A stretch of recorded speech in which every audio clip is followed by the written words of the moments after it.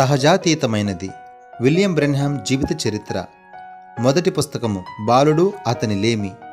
4వ అధ్యాయము కనికరము లేకుండా కొట్టబడెను. 1922 నుండి 1923 వరకు.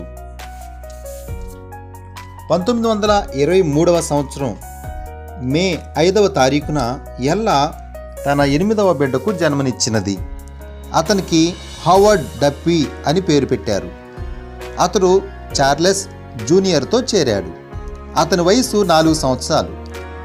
జెస్సీ 7 సంవత్సరాలు, ఎడ్గర్ 9 సంవత్సరాలు, మెల్విన్ 11 సంవత్సరాలు, హెన్రీ 12 సంవత్సరములు, ఎడ్వర్డ్ 13 సంవత్సరాలు.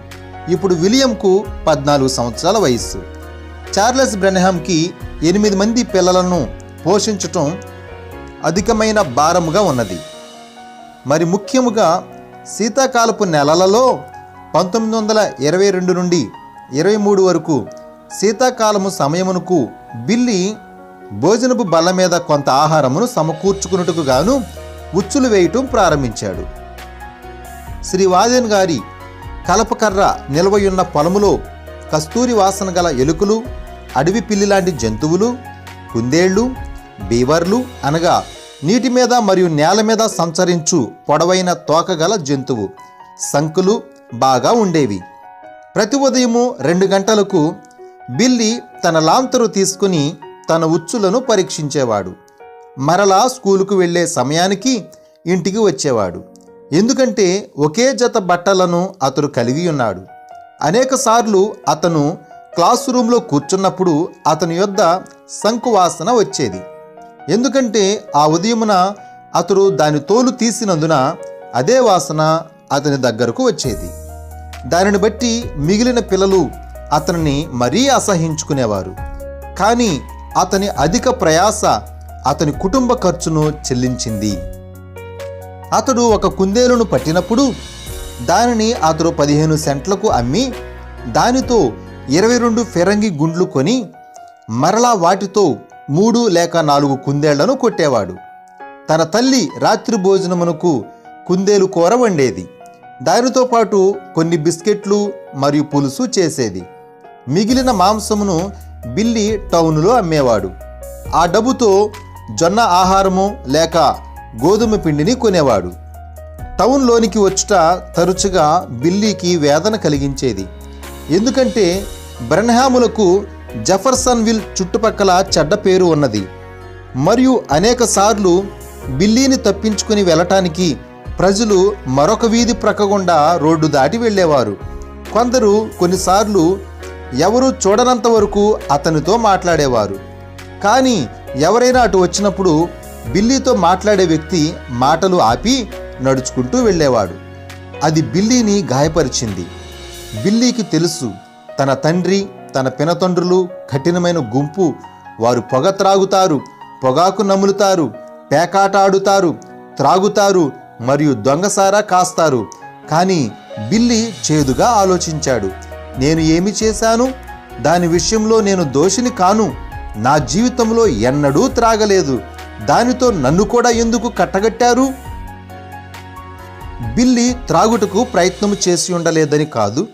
వసంతకాలంలో ఒక ఆదివారం ఉదయమున అతడు మరియు ఎడ్వర్డ్ తన తండ్రితో పాటు తన సారా బట్టీలకు వెల్డింగ్ చేసే తన పొరుగువాడైన డార్న్ బుష్తో కలిసి నది యొద్దకు నడుచుకుంటూ వెళుతున్నారు. ఆ 2 బాలురు తమ పాత కారిపోవుచున్న తెడ్ల పడవను తీసుకుని పైకి కిందకి వెళ్ళి పడవేసిన సీసాలను వెదకాలని నిర్ణయించుకున్నారు. తన ఇంటి వద్ద తయారు చేసే సారాయి నిమిత్తము చార్లెస్కు ఎల్లప్పుడూ సీసాలు కావాలి మరియు వాటి నిమిత్తము బాగా చెల్లించేవాడు. 1 డజను ఖరీదు 1 నికెలు. శ్రీ డార్న్ బుష్ బిల్లీ పట్ల ప్రేమను చూపించాడు మరియు బిల్లీ ఆ మనిషిని ఆకర్షించాలనుకున్నాడు. అతని ఆశ ఏమిటంటే మరుసటి ఉదయమున శ్రీ డార్న్ బుష్ తన యొక్క నీరు పోని తెడ్ల పడవలను వారికి ఎరువు ఇస్తాడని. బిల్లీ యొక్క పడవకు చుక్కాని లేదు. కరుకైన ప్రవాహంలో దానిని నడపటం కష్టము. తెడ్ల కొరకు బిల్లీ 2 పాత అట్టలను వాడేవాడు. అతడు పడవ ఒకవైపు మరియు ఎడ్వర్డ్ పడవకు మరొక వైపు చుక్కాని వలె అనుకోవాలనుకున్నారు. ఆ నది దగ్గర ఒక చెట్టు దారి గుండా వికసించి ఉన్నది.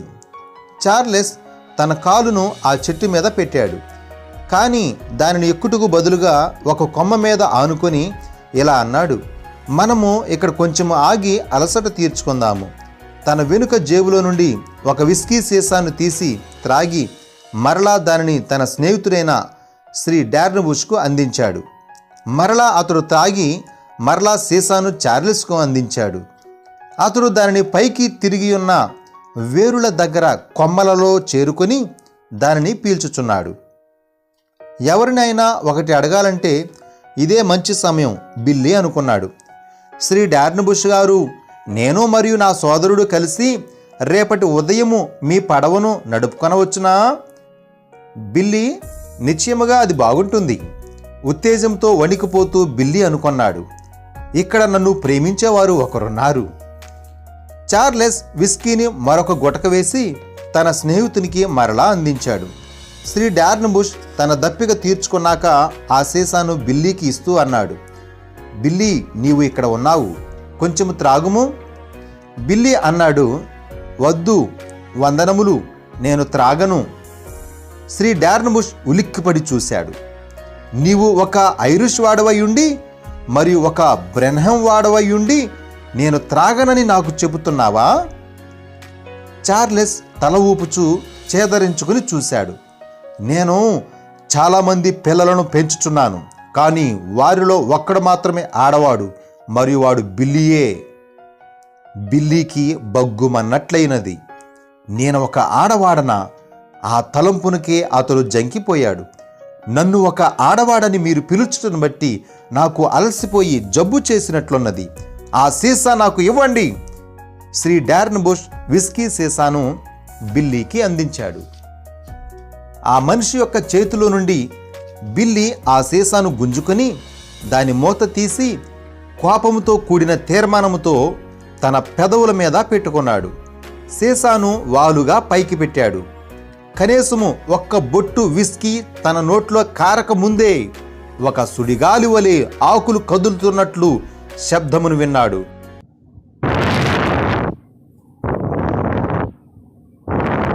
అతని చెయ్యి ఆగిపోయింది. తన పెదవుల యొద్ద సీసా బరువెక్కినట్లయింది.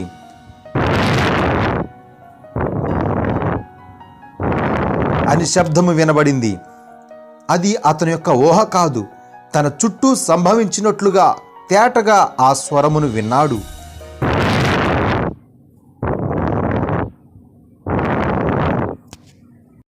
విన్న ఆ స్వరమునకు బిల్లీ గ్రహింపు వెలిగినది. ఆ స్వరము ఆజ్ఞాపించినది, ఎన్నడూ త్రాగవద్దు, పొగ త్రాగవద్దు, ఏ రీతిగా నీ దేహమును అపవిత్రపరుచుకోవద్దు. నీవు పెద్దవాడవైనప్పుడు నా కొరకు చేయవలసిన పని ఉన్నది. భయకంపితుడయ్యాడు బిల్లీ. ఆ విస్కీ సీసాను అక్కడ పడవేసి నిరాశతో మరియు అయోమయముతో అతడు చేదుగా కన్నీరు కారుస్తూ త్వరగా పొలము గుండా ఇంటికి పరిగెత్తుకొని పోయాడు. చూడు, నేను నీకు ఏమని చెప్పాను? అతడు ఒక ఆడవాడు అని చార్లెస్ హేళన చేశాడు. బిల్లీ ఏ వైపునకు తిరిగినను రంపపు కోరల వలె జీవితము కనబడినది. అతడు 7వ తరగతి వరకు తన విద్యను కొనసాగించి ఉన్నాడు. అది సంకకర్రల మీద ఎత్తైన కొండ మీదకు పైకి లాగుకుంటూ వెళ్ళినట్లున్నది. గ్రామ స్కూళ్లలో క్రమమేదనగా విద్యార్థులు తన సొంత పుస్తకములను మరియు కావలసిన వాటిని వారే కొనుక్కోవాలి. స్కూలుకు వెళ్ళే అలంకరణ అట్లుంచి బిల్లీ తల్లిదండ్రులకు పెన్సిళ్ళు మరియు పేపరు కొనుటకు తగినంత డబ్బు లేదు. కాబట్టి ప్రతిసారి బిల్లీ తన పాఠములను చదువుకొనవలసి వచ్చినప్పుడల్లా మరొక విద్యార్థి నుండి పుస్తకములను అరువు తీసుకొనవలసి వచ్చేది. స్కూలులో విద్యార్థులకు నిర్ణయించబడిన పాఠ్య ప్రణాళిక ఏమనగా బాలుని యొక్క నైతిక గుణశీలమును మలచుటలో సహాయపడుట మరియు అతని జ్ఞానమును పెంపొందించుట. ఒక పాఠము బిల్లీని లోతుగా తాకింది. అది ఏమంటే లాంగ్ ఫెలో యొక్క పద్యము, జీవితం యొక్క కీర్తన. జీవితము ఒట్టి కలగాక మరొకటి కాదని విషాదకరమైన కావ్యంతో చెప్పకు. అల్పనిద్రలోనున్నవారి ఆత్మ చనిపోయినది, అగుపించేవన్నీ వాస్తవాలు అనుకోకు అని నాకు చెప్పకు. జీవితం వాస్తవం, జీవితం ఏకాగ్రచిత్తం, సమాధి దాని అంతము కాదు. నీవు మన్నే గనుక తిరిగి మన్నయిపోదువు. అది ఆత్మను గూర్చి పలుకబడినది కాదు. మన నిర్ణయ అంతం మన గమ్య మార్గము. సుఖ సంభవము కాదు, దుఃఖమయము కాదు. అయితే నిర్వాహకములో ప్రతి రేపు అనునది నేటికి మనలను బహుదూరం చేస్తుంది. కళ కాలకాలాలుండును, కాలం క్షణభంగురముండును. మన గుండెలు సూర వీరత్వంతోనున్నను మరింకా మూసిన మృదంగం వలె ధ్వని చేయుచుండగా శ్మశాన అడుగులు సమాధినొద్దకు చేర్చును. లోకపు సువిశాల యుద్ధభూమిలో, జీవిత శిబిరములోని భయములో తరుమబడిన పశువు వలె మోగవయ్యుండకు, పోరాటంలో వీరుడువయ్యుండు. అదెంత మనోహరమైనను భవిష్యత్తును నమ్మకు. గతించిన మృతులను దాని మృతులు పాతిపెట్టుకొననిమ్ము. సాగు, అమర్త్యమైన ప్రస్తుతంలో సాగిపోవు. అది హృదయంలోనూ పైనున్న దేవునిలోనూ ఉండనిమ్ము. మహనీయుల జీవితాలు అవన్నీ మనకు జ్ఞాపికలు. మన బ్రతుకులు మహనీయతగా మలుచుకున్నట్టుకు వీడ్కోలులు. కాలమును ఇసుకపైన మనకై విడిచిన అడుగుజాడలు. భారభరిత జీవిత బాధతో పయనించిన బహుశా అవి మరొకరి అడుగుజాడలు కావచ్చును. అనాథయై ఆశలు భగ్నమైపోయిన సహోదరుడా, నీ గుండెతో తీసుకోవాలని మరలా అగుపిస్తున్నది. అలాగైతే ఏ విధినైనా ఎదుర్కొను గుండెతో మనం మేల్కొని సన్నద్ధులమవుదాం. ఇంకా సాధించుటను మరింకా అనునయిస్తూ శ్రమించుటకు, ఎదురు చూచుటకు నేర్చుకొందాం. ఈ పద్యము బిల్లీని ప్రేరేపించినది. లోతైన అడుగుజాడలైన తన సొంత జీవితము కాలము అనే ఇసుకపై విడవబడుతుంది. తన విశాలమైన కలలలో అతడు ఇంకనూ ఊహించి ఉండలేదు. ఇప్పుడైతే లాంగ్ ఫెలో యొక్క పద్యము పొడుగ్గా ఉన్న భూమి మీద నిరీక్షణ పాటను పాడినది. ఈ ఉన్నతమైన మాటలు బిల్లీ యొక్క హృదయముతో మాట్లాడినవి. తన సొంత జీవితంలో చూచిన అన్యాయములు అర్థము చేసుకున్నట్టుకు పోరాడుచున్న ఈ 14 సంవత్సరాల వయస్సు కలిగి ఉన్న చింపిరిగా ఉన్న బాలుని ప్రోత్సహించినది. కెంటక్కీలో జన్మించుటను బట్టి అతడు పేదవాడైనందున, తన వయస్సుకు చిన్నగా ఉన్నందున మరియు భిన్నముగా ఉన్నందున పెద్ద పిల్లలు ప్రతి సంవత్సరంలో అతనిని విసిగిస్తూ మరియు నిందించేవారు. ఇప్పుడు బిల్లీ తన కుటుంబము పేదరికముగా ఉండుటకు కారణమేమిటో తన తండ్రి యొక్క త్రాగుడు సమస్యను అర్థం చేసుకున్నాడు. ఒక దినమున బిల్లీ చిరిగిపోయిన బట్టలు ధరించినందున స్కూలు పిల్లలందరూ అతనిని ఎగతాళి చేస్తున్నప్పుడు అబ్రహాం లింకన్ గూర్చి ఒక చిన్న కథను ఒక చరిత్ర పుస్తకంలో చదివాడు. అతడు న్యూ ఆర్లియన్స్లో పడవ దిగగానే నల్లవారిని బహిరంగముగా వేలము వేయు స్థలము గుండా వెళ్ళుచుండెను. తెల్లవారు ఒక పెద్ద బలమైన నల్లజాతి వారిని వేలము వేయుచున్నారు. పక్కనే తన భార్య మరియు పిల్లలు నిలబడి ఏడ్చుచున్నారు. ఈ దృశ్యమును లింకన్ చూశాడు. తన అరచేతులతో తట్టుచూ అది తప్పు అన్నాడు. ఒక దినమున అది నా ప్రాణమును తీసుకున్నా సరే నేను దీనిని గుద్దుతాను. బిల్లీ వెనుకకు ముందుకు ఆ పుస్తకాన్ని తిరగేశాడు. త్రాగుట తప్పు, అది నా ప్రాణమును తీసుకున్నా సరే ఒక దినమున నేను దీనిని గుద్దుతాను. కానీ దానికంటే ఎక్కువ ఊహ ఏదీ మండించలేదు. అతని ప్రాథమిక భూగోళ శాస్త్రంలో అతడు ఆరిజోనా అరణ్యమును గూర్చి చదివినప్పుడు అతడు అక్కడ ఉండాలని ఆశించాడు. ఆ ముళ్లలో బాహాటముగా గుర్రము మీద స్వారీ చేయాలనుకున్నాడు. అది అతనికి ఎంతో ఒక అద్భుతమైనదిగా, ఎంతో నెమ్మదిగా, ఎంతో శృంగార గీతికగా వినిపించింది. ఒక కవిత తనలోనే రేగినది. కానీ అతని తలంపులను వ్రాయుటకు అతని యొద్ద ఏమీ లేదు. కాబట్టి అతడు తన ప్రక్కన ఉన్న ఒక విద్యార్థి దగ్గర ఒక పేపర్ను అడిగి తీసుకుని వ్రాశాడు. నేను ఒంటరిగా ఉన్నాను, ఓ ఎంతో ఒంటరిగా ఉన్నాను. ఆ దక్షిణమున ఉన్న పశ్చిమానికి దూరముగా ఉన్నాను. అక్కడ పర్వత శిఖరమున నీడలు లోతుగా పడును. నక్కియున్న ఒక అడవి పిల్లిని నేను చూడగలను. చుట్టూ ఉన్న రక్తవర్ణమైన పొగమబ్బు, ఒక దుప్పి అరుచుట నేను వినగలను. అక్కడ అది పెద్ద కొమ్ములతో గడ్డి మేయుచున్నది. అక్కడ ఒక లోయలోని ప్రవాహము, ఒక సింహము మూల్గుట నేను వినగలను. ఆ దూరముగా ఉన్న కరోలినా కొండలలో, అక్కడ ఆరిజోనా వరుసలో.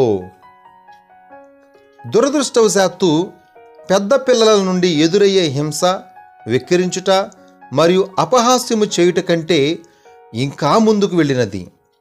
స్కూలు అయిపోగానే అనేకసార్లు వారు అతని మీద గుమికూడేవారు. తన వయసు కంటే చిన్నవారైనప్పటికీ బిల్లీకి సాహసము మరియు ఒక జూంకారము చేయు రంపము లాంటి వ్యక్తితో పోరాడతగినంతగా కోపము ఉన్నది. పిల్లలు అతనిని తన్ని కింద పడేసేవారు. మరలా అతడు తిరిగి పైకి లేచేవాడు. అతడు తిరిగి పైకి లేచుటకు శక్తి లేనంత వరకు వారు ఎప్పుడూ అతనిని క్రింద పడవేసేవారు.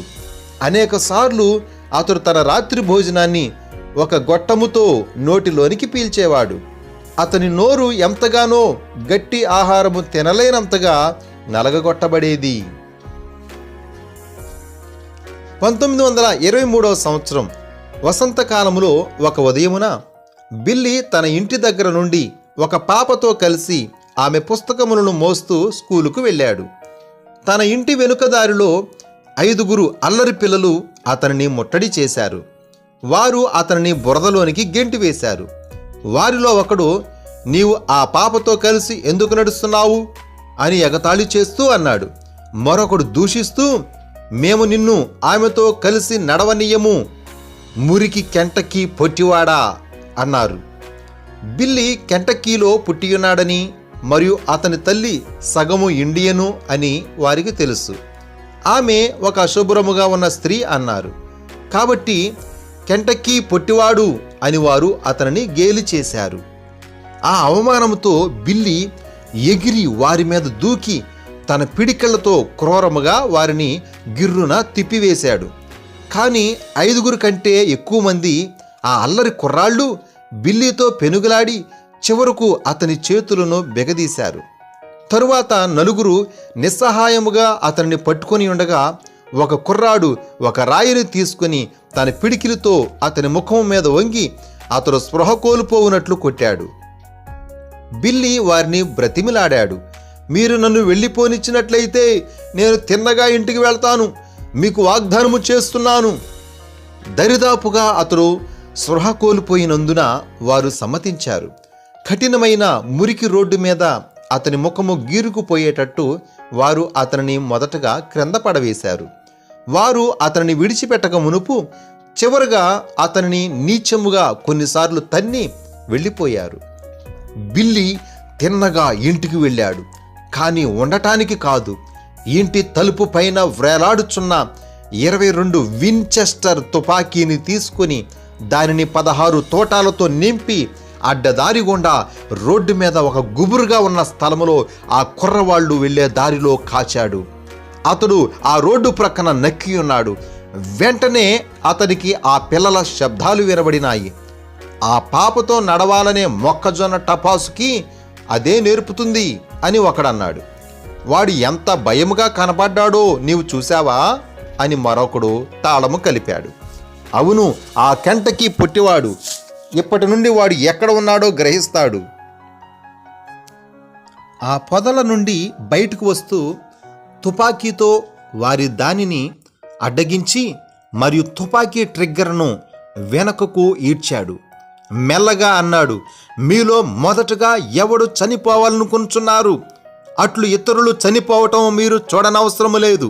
ఆ 5 పిల్లలు భయముతో పిరికితనముతో కీచుమని దీర్ఘమైన కోతతో వారి ముఖములు తెల్లబడిపోయినవి.